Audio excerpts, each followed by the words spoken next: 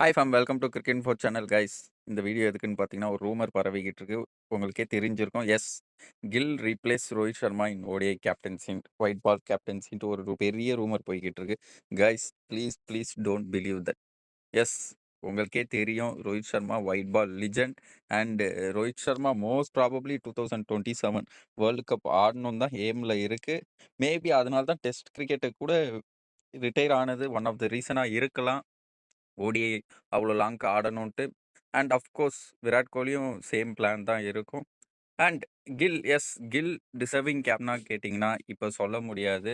Because ஸ்ரேயஸ் ஐயர் நிறையா white ball youngsters இருக்காங்க, நல்ல பிளேயர்ஸுன்னும் போது கில் டிசர்வாக கேட்டிங்கன்னா என்னை பொறுத்த வரைக்கும் இல்லைன்னு தான் சொல்லுவேன்.